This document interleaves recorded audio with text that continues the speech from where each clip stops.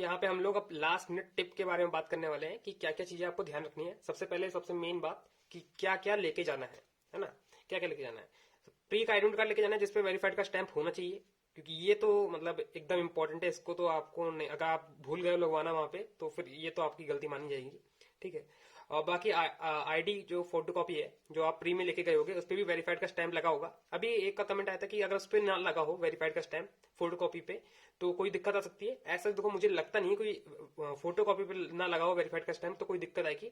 बाकी आप वहां पे जब जाओगे ना मेंस के एग्जाम में जब जाओगे तो वहां पे भी वेरीफाइड का स्टैंप होता है, वो लगा देंगे। ठीक है, अगर आप बताओगे अपनी कंडीशन बताओगे तो वो लगा देंगे। ऐसा कोई मतलब इतना कुछ मतलब गड़बड़ नहीं होगी अगर आपका फोटो कॉपी भी नहीं लगा होगा। प्री एडमिट कार्ड पे तो यार लगा होना चाहिए। ठीक है। बाकी और क्या लेके जाना है, मेंस का एडमिट कार्ड लेके जाना है और एक न्यू फोटो कॉपी लेके जानी है अपनी आईडी की और विद आईडी आईडी ओरिजिनल जो भी आपके लेके जाना चाहते हो, पैन कार्ड हो गया या फिर आधार कार्ड, ड्राइविंग लाइसेंस, जो भी लेके जाना चाहते हो वही आईडी होनी चाहिए। उसी आईडी कॉपी की फोटो कॉपी होनी चाहिए। 4 photo passport size photo copy photo रख लेना अपनी। ठीक है, एक तो लगी जाएगी उस पर, तो बाकी 3 रख लेना एक्स्ट्रा। अगर होंगे तो रख लेना एक्स्ट्रा। मतलब इतना तो मिनिमम लेके जाना ही, और पेन तो लेके जानी है अपना अपना। ठीक है, तो ये चीजें हो गई वो आपको लेके जानी है। अब पानी की बोतल क्या क्या लेके जाना है ना, सजाने के लिए चीजें लेके जाना है वो मैं यहाँ नहीं बताऊंगा, वो आपके ऊपर है, लेकिन ये तो मैंडेटरी है एकदम, है ना। और अब हम आ जाते हैं कि कैसे मतलब लास्ट मिनट में क्या सोचना चाहिए, क्या प्लानिंग करके जानी चाहिए। प्लान होना चाहिए आपके पास। ठीक है, तो रीजनिंग के लिए मैं बता देता हूँ क्योंकि मेरा रीजनिंग स्ट्रांग है तो मैं उसी के बारे में पूरा खुल के बता पाऊंगा। देखो रीजनिंग के लिए मैंने 3 चीजें बना ली है जो फर्स्ट प्रायोरिटी लिस्ट में होंगी आपकी, सेकंड वाले में होगी, लास्ट वाले पे होगी जब आप अटेम्प्ट करोगे रीजनिंग का सेक्शन, क्योंकि सबसे ज्यादा मार्क्स का 60 मार्क्स का आता है रीजनिंग। तो सबसे ज्यादा मार्क्स का तो यही गेन कर रहा है ना, तो आपको इसी के बारे में सबसे ज्यादा प्लान करके जाना पड़ेगा। ठीक, मेरा टारगेट रहेगा 30 मार्क्स का। ठीक है, 30 मार्क्स का अप्रोक्स 30 मार्क्स का तो मेरा टारगेट रहेगा। इसमें क्या होगा, 50 मार्क्स के तो एक मार्क्स के आएंगे, और जो 50 नहीं 40 क्वेश्चन है ना, 40 क्वेश्चन एक मार्क्स के आएंगे और 10 क्वेश्चन शायद 2 मार्क्स के आ सकते हैं। ऐसा करके होगा, ऐसे ही करके होगा कुछ, रेशियो ऐसे है। नहीं 1.2 मार्क्स ऐसा वाला इसमें तो मैंने मॉक में तो अभी तक नहीं देखा है। बाकी मेरा भी फर्स्ट ये क्लर्क का पेपर है, मैं भी खुद ही वहां पे जाके देखूंगा। वहां पे वैसे लिखा तो होता नहीं है। ठीक है, बाकी देखते हैं आईपीएस पीओ वाला होता है कि नहीं होता है। जैसे आईपीएस पीओ में जो 2 मार्क्स के थे वो अलग सेक्शन आया था और 1 मार्क्स का सेक्शन अलग आया था। इसमें होता है कि नहीं होता है वो देखा जाएगा, क्योंकि इसमें 60 मार्क्स का आ रहा है, 50 क्वेश्चन होंगे। ठीक है, तो कुछ ना कुछ तो होगा इसमें। बाकी रीजनिंग में आपको क्या अटेम्प्ट करना है, फर्स्ट प्रायोरिटी लिस्ट में क्या होना चाहिए। पजल वजल आती है एकदम छोड़ दो, सबसे पहले जाना कोडेड कोडेड रिलेटेड चीजें में। कोडेड रिलेटेड चीज में कोडेड ब्लड रिलेशन आएगा, coded distance in direction, coded syllogism, coded inequality, ये सब आता है कोडेड फॉर्म में आता है। ठीक है, आपको पता होना चाहिए, आप मॉक टेस्ट लगा रहे हो कि कोडेड फॉर्म में कैसा होता है, उसको डिकोड करना भी आना चाहिए। ठीक है, सेकंड प्रायोरिटी लिस्ट में आपका होना चाहिए वो डेटा सफिशिएंसी वाले क्वेश्चन आते हैं ना, जिसमें एक पजल दे दी जाएगी, एक सिंगल लाइन में पजल दे दी गई है और फिर नीचे 2 स्टेटमेंट लिखी हैं, तो बताना है कि कौन कौन सी रिक्वायरमेंट है। ओनली फर्स्ट रिक्वायरमेंट है, सेकंड रिक्वायरमेंट है, इसको बनाने के लिए एक लास्ट में क्वेश्चन दे दिया जाएगा। तो ये वाला क्वेश्चन जो आपका होगा ये सेकंड प्रायोरिटी लिस्ट में होना चाहिए। इसी में स्टेटमेंट वाले भी आ जाते हैं। ठीक है, कि बताओ कौन सी स्टेटमेंट से मतलब बन रहा है पजल, पहली स्टेटमेंट यही इसी में आता है, डेटा सफिशिएंसी में आता है। तो ये सब होता है ना, ये जितना मैंने ऊपर बताया जो ये जो चीजें हैं ये मार्क्स गेन करने के लिए हैं। ठीक है, इसमें वो सारे बंदे भी आएंगे जिनको पजल बनाने में प्रॉब्लम होती है। ठीक, ये तो हर कोई कर लेगा। ठीक है, तो इसको तो आपको करना ही करना है।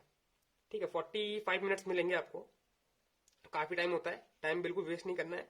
इस चीज को पहले मतलब कर देना है, पहले 20 मिनट में अंदर अंदर ये सब हो जाना चाहिए आपका। ठीक है, ताकि आपको पजल बनाने के लिए टाइम मिल जाए। अब पजल में क्या है, लास्ट जो प्रायोरिटी लिस्ट होगी उसमें हमारी पजल आएंगी, इनपुट आउटपुट आएंगे, कोडिंग डिकोडिंग हो सकता है, कोडिंग डिकोडिंग आ जाए अलग से, और स्टेटमेंट और एजम्पशन वाले ये तो मैं स्किप कर देता हूँ, जैसा कि आपको पता होगा, मेरी वीडियो में देखा होगा। बाकी जो जो करता है उसके लिए अच्छी बात है, मैं स्किप कर देता हूँ, मैं अपना बता रहा हूँ। ठीक है, पजल, इनपुट आउटपुट और कोडिंग डिकोडिंग, मैं तो सबसे पहले पजल पे ही जाऊंगा, फिर इनपुट आउटपुट देखूंगा कि एक बार में बन रहा है तो बन रहा है, नहीं तो छोड़ दूंगा एकदम, स्किप कर दूंगा, और कोडिंग डिकोडिंग देख लूंगा। ठीक है, तो पजल तो बनानी बनानी है, कम से कम 2 पजल तो बनानी ही बनानी है। तो ये कुछ रीजनिंग का होगा, मेरा प्लान तो यही है। बाकी जीए, अब जो लास्ट एक दिन बचा है आपके पास, ठीक है, उसमें क्या कर सकते हो आप, जीए अच्छे से रिवाइज कर सकते हो, क्योंकि आप मॉक टेस्ट तो दे नहीं पाओगे, उसको एनालिसिस कर नहीं पाओगे। जितना मॉक टेस्ट दिया है उसको एनालिसिस कर लो।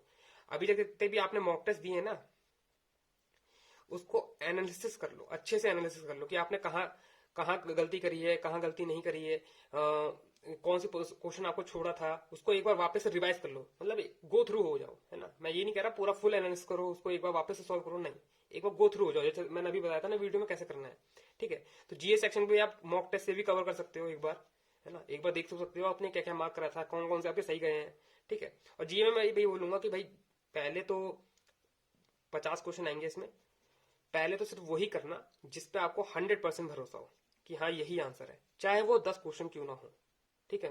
अभी माइंड में लेके चलो वो 10 क्वेश्चन क्यों ना हो, आपको पहले लगेगा कि यार मैं क्या कर रहा हूँ क्या नहीं कर रहा हूँ, कुछ समझ नहीं आएगा, लेकिन 10 क्वेश्चन पहले वही करना जिसमें आपको 100% श्योरिटी हो कि हाँ यही आंसर है उसका, ठीक है। बहुत टाइम मिलेगा आपके पास, उसमें बैठोगे, उसमें जीए में बैठोगे ही, क्योंकि आप स्किप तो कर नहीं सकते हो, तो वहां बैठोगे ही। तो 10 क्वेश्चन पहले वही करना जिसमें आपको 100% भरोसा हो, ठीक है। फिर आप उसमें देखना कि हाँ 80% वाले भरोसे वाले कौन से हैं, आप 20% का रिस्क ले सकते हो, ठीक है।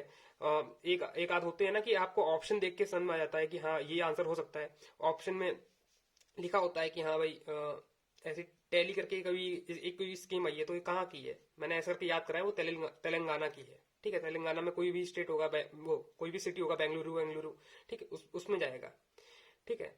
तेलंगाना में है ना बेंगलुरु, अरे मैं भी कंफ्यूज हो गया, है ना। तो ठीक है, आप मतलब ऐसे करके याद कर सकते हो, जो ऊपर लिखा होता है स्टेटमेंट में लिखा होता है उससे भी आप थोड़ा सा अंदाजा लगा सकते हो, है ना। ये सब चीजें पढ़ के जाना। एशियन डेवलपमेंट बैंक के जितने भी उन लोगों ने लोन दे रखे हैं वो सब पढ़ के आना। 780 मिलियन का भी कोई दे रखा है मेट्रो के लिए चेन्नई में, ठीक है, 780 मिलियन, 150 मिलियन का दे रखा है, 250 मिलियन का दे रखा है, ठीक है। ये वाटर सप्लाई के लिए दे रखा है, वाटर मैनेजमेंट के लिए दे रखा है। तो ऐसे करके बहुत सारे लोन्स जो है एडीबी अप्रूव करती है, वो उसमें पढ़ के जाना है, ठीक है। और बैंक में कितने वो हुए हैं, अपॉइंटमेंट हुए हैं बैंक में, वो सब पढ़ के आना। ये सब मतलब आपको जीए का है सेक्शन का, मैं ये बता रहा हूँ आपको, ठीक। मुझे बताने की जरूरत नहीं है, आपको खुद भी पता होगा, पीडीएफ सोर्स कर लेना और वीडियो सोर्स कर लेना, यूट्यूब पे कहीं मिल जाएंगी, ठीक है। और मॉक टेस्ट से जी आप कवर कर सकते हो। बाकी मैथ इंग्लिश जो बचा है, देखो मैथ में क्या करना है आपको, इसमें डीआई आएंगी, बहुत सारी डीआई आएंगी, और अर्थमेटिक क्वेश्चन आएंगे। मैं तो अर्थमेटिक पे मूव ऑन पहले कर लेता हूँ, क्योंकि अर्थमेटिक मुझे इजी लग जाती है डीआई के कंपैरिजन में, कभी कभी कभार, ठीक है। वो तो मेरा जज करने का तरीका होगा, ठीक है। मैथ में तो पूरा पूरा मतलब आप 20 मार्क्स का लेके चल रहा हूँ, इतना हो जाता है तो अच्छी बात है, 20 मार्क्स के ऊपर आ जाते हैं तो बहुत ही अच्छी बात है, ठीक है। इतना मैं टारगेट लेके चल रहा हूँ, 40 मार्क्स का आएगा, सॉरी 50 मार्क्स का आएगा सारे ये भी, है ना। और आता है इंग्लिश बाद में, सबसे लास्ट में आता है इंग्लिश।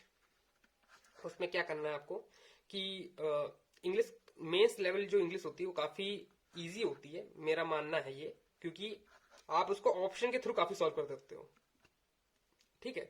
क्योंकि क्या होता है वो सेंटेंस इंप्रूवमेंट आते हैं, ठीक है, ABCD आ जाएगा, वो एक क्वेश्चन बनता है इसका, ऐसे करके बनता है, इसलिए ऐसे क्वेश्चन काफी होंगे। और आप बार बार पढ़ पढ़ के लॉजिक लगा लगा के ये चीज आप बना सकते हो ऑप्शन के थ्रू, कि ऑप्शन की आप काफी हेल्प लेना, मेंस में यही होता है, मेंस में ऑप्शन की हेल्प ली जाती है, ठीक है। तो ये कुछ लास्ट मिनट टिप्स थी, और क्या क्या लेके जाना मैंने बता दिया सब कुछ, और कुछ रह गया हो तो आप लोग देख लेना, एडमिट कार्ड में पढ़ लेना, ठीक है। एडमिट कार्ड को भी पढ़ा करो, उसमें इंस्ट्रक्शन लिखे होते हैं, उससे भी पढ़ा करो, ठीक है। बाकी कोई इलेक्ट्रॉनिक चीज लेके नहीं जानी, वो बाकी सब तो वही बता देंगे, लेकिन ये सब चीजें आपको लेके जानी है, ठीक। तो बाकी ऑल द बेस्ट, अपना अपना अब अटेम्प्ट बता देना मुझे, जब आपका एग्जाम हो जाए मैं उसको भी वीडियो बनाऊंगा कि एनालिसिस मतलब जो मैं दे के आऊंगा, अटेम्प्ट मैंने कितने करे वो सब बताऊंगा। तो ये लास्ट मिनट टिप्स थे वीडियो SBI क्लर्क मेंस की वीडियो के एग्जाम के लिए, ठीक है। And that's all for today, I will meet you guys in next video, till then work hard and stay motivated. Thank you guys for watching.